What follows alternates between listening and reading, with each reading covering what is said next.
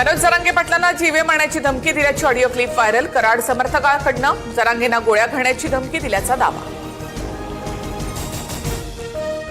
पुण्यामध्ये एकावर कोयत्यानं वार, थरारक घटनेचा सीसीटीव्ही समोर. भारतीय विद्यापीठ पोलीस ठाण्याच्या हद्दीमधला प्रकार. राहुल गांधींच्या समर्थनार्थ मुंबईत काँग्रेस आंदोलन. चीनच्या मुद्द्यावरून बोलताना लोकसभेत राहुल गांधींना रोखल्यामुळे काँग्रेस नेते आक्रमक. राहुल गांधी चर्चेत राहण्यासाठी आरोप करतात. राहुल गांधींकडून देशासह लष्कराला बदनाम करण्याचा प्रयत्न. संसदेतील भारत चीन मुद्द्यावरून मुख्यमंत्री फडणवीसांची टीका.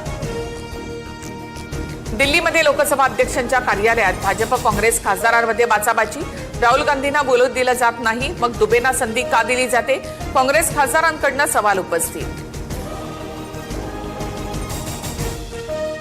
पश्चिम बंगालला टार्गेट केलं जाते. एसआयआर प्रक्रियेवरून ममता बॅनर्जी आक्रमक. पहिल्या टप्प्यात 58 लाख वोट हटवल्याचा आरोप. बॅनर्जींच्या युक्तिवादानंतर सुप्रीम कोर्टाची निवडणूक आयोगाला नोटीस.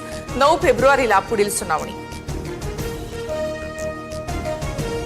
नाशिकच्या येवला बाजार समितीमध्ये कांद्याचे दर कोसळले. सरासरी दर 600 ते 800 रुपयांवर. शेतकरी आर्थिक अडचणीत. बांगलादेशातील हिंसाचारामुळे कांदा निर्यातीवर त्याचा परिणाम. मास्टर ब्लास्टर सचिन तेंडुलकरची बीकेसी मैदानावर भेट. रणजी ट्रॉफीच्या सामन्यापूर्वी मुंबई संघाला प्रेरणादायी मार्गदर्शन.